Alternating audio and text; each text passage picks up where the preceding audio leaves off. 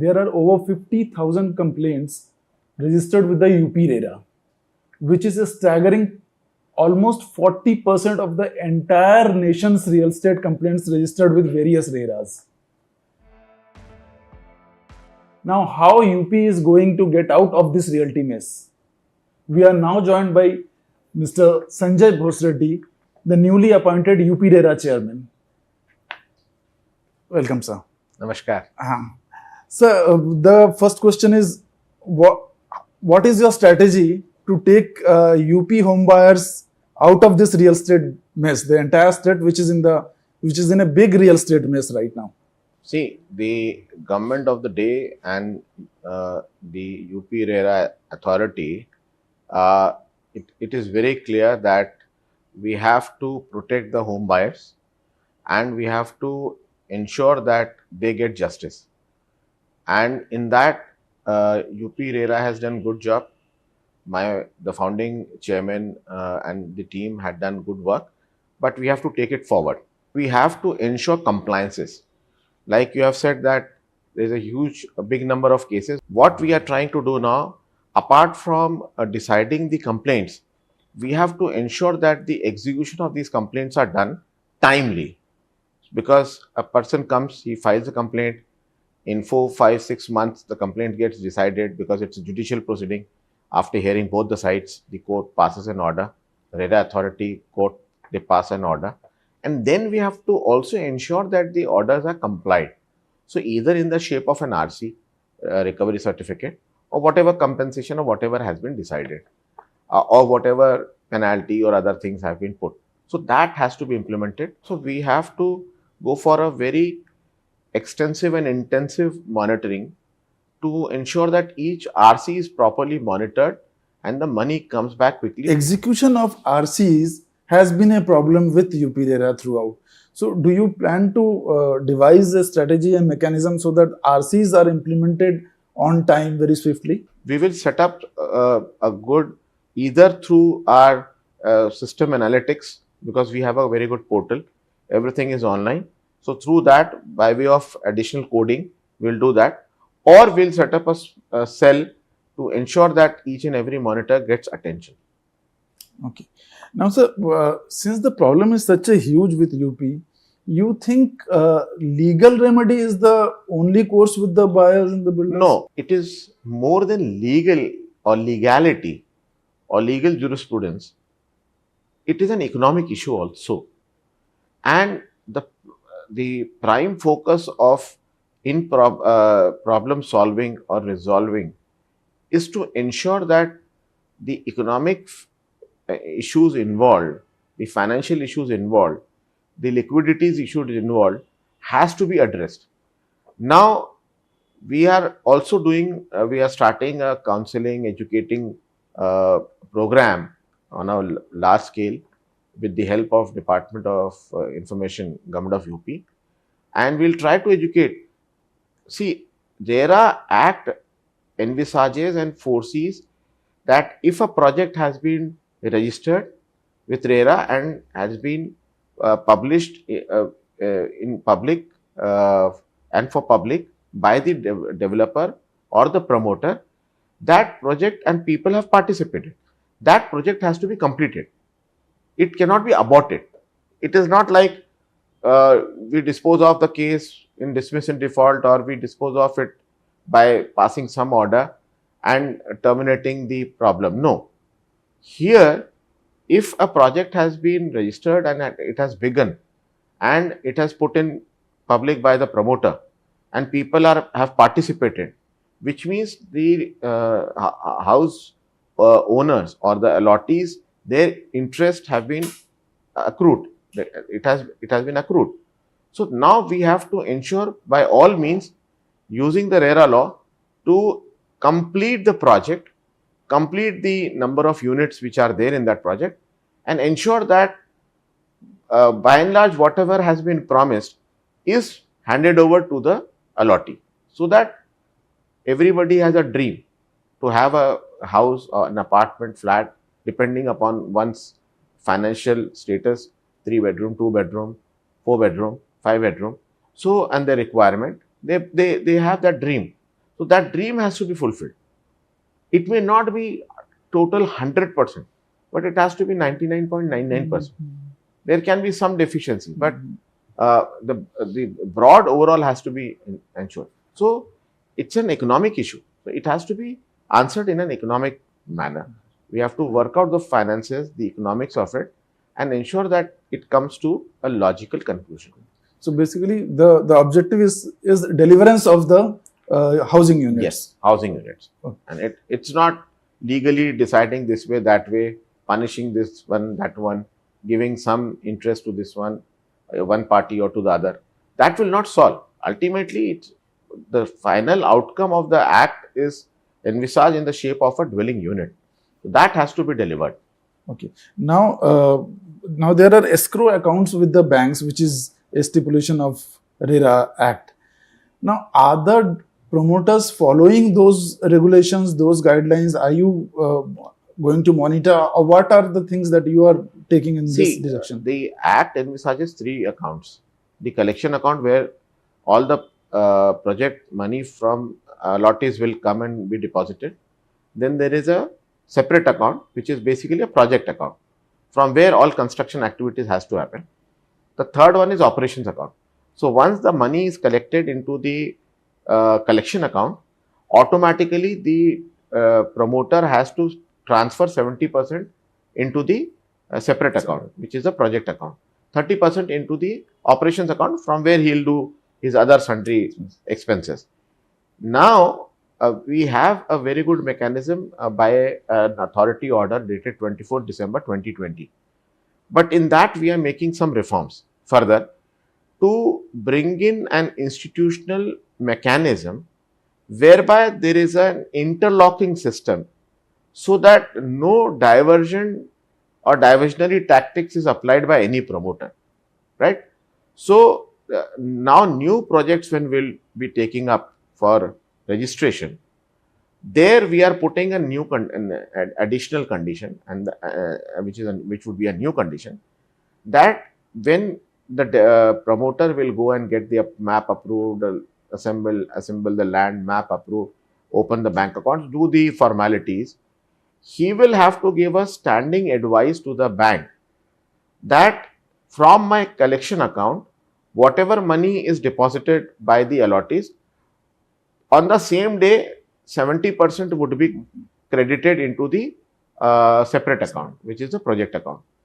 अभी तक क्या था कि वो by check या by advice on a case to case basis he used to do. Now we are saying no case to case basis. You give a standing advice, so that, and the copy of the standing advice which he will be giving to the banker, who would be the common agent, he will put a copy of the same along with the registration documents, which we will counter check with the bank. It would be the job of the banker or the concerned bank manager to automatically transfer through their core banking software. As you were discussing earlier, we come to QPRs. So, since it is a mandatory thing, so every developer is giving you quarterly project reports. But do you verify it? Is there a mechanism for auto verification, or some kind of a mechanism in place? There is a mechanism in place whereby there is a cell in the UP RERA. They go and see those QPRs. But what now we are trying to do, in our system itself, we are trying to do build some analytics into it. So we are building institutional mechanics in the legal framework of RERA and the administrative framework of RERA, whereby some things will go automatic because an instrument has been put into place. That's one. Second thing is, we'll be building into the analytics of our portal, whereby out of those 70 parameters, the key parameters like funds, like construction levels of each individual flat. Up till now, we were taking care of on an overall basis of the project, though we are collecting of each apartment. So now, instead of taking care of the project or monitoring the project through our QPRs, we'll be doing it on the base for each and every apartment or unit.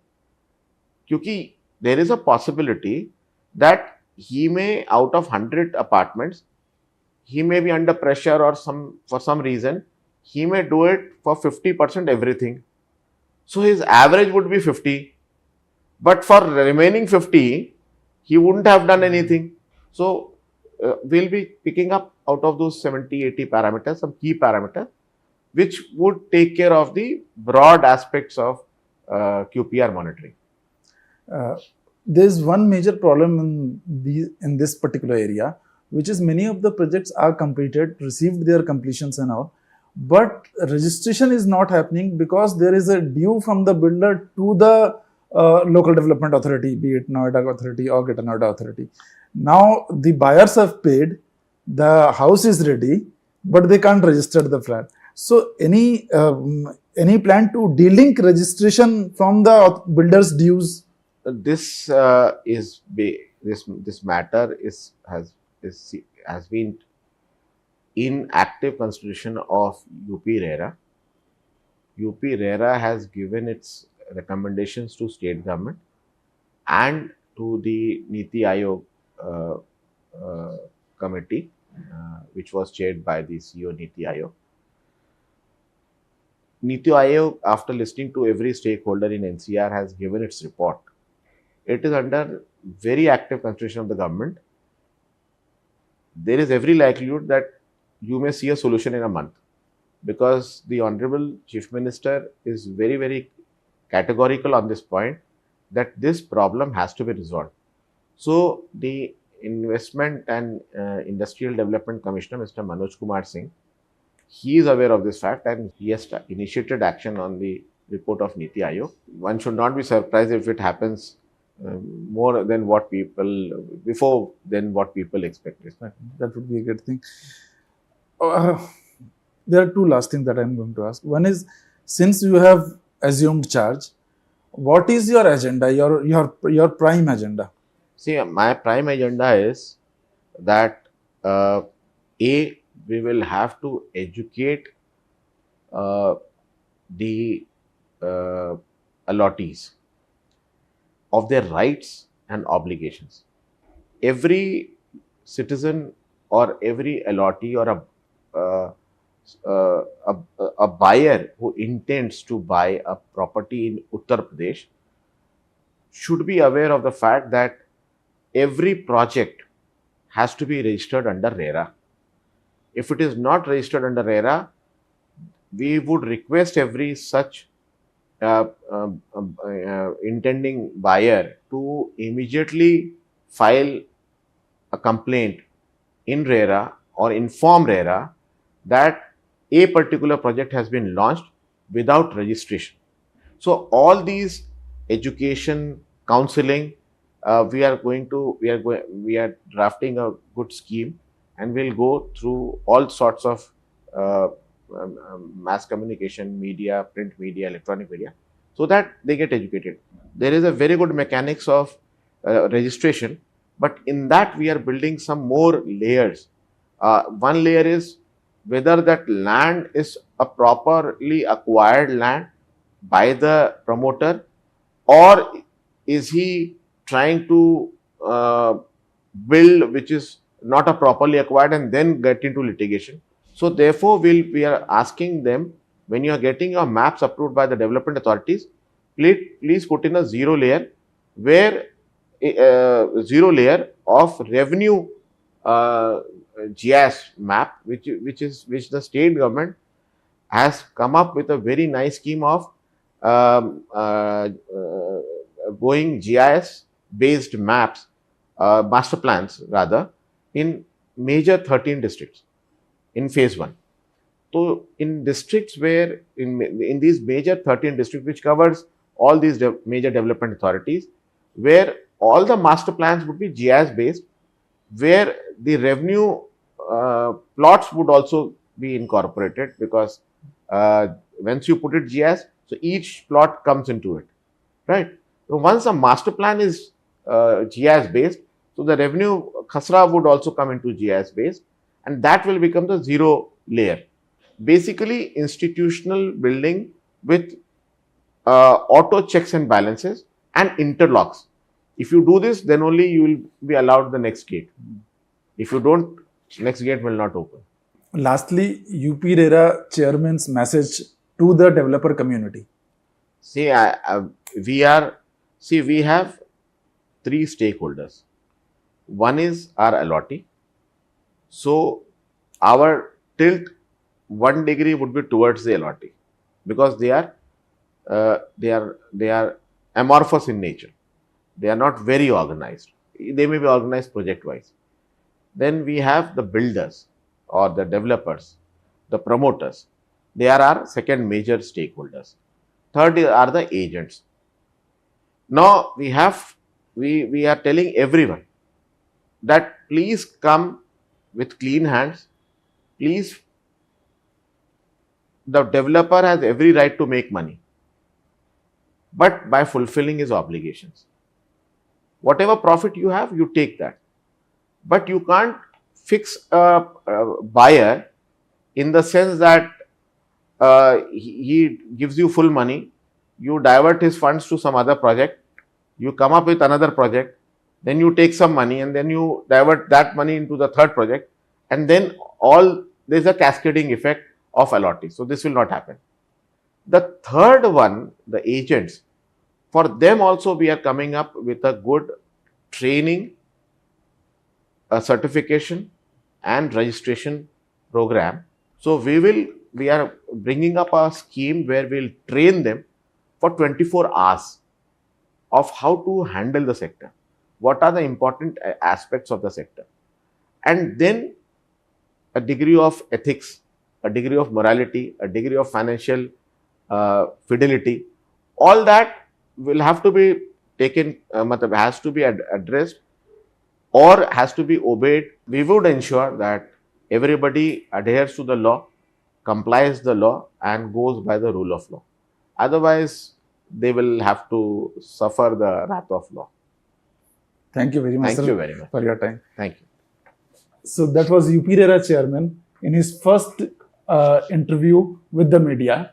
He has his strategy and plans in place. Now it's time for action. Thank you very much.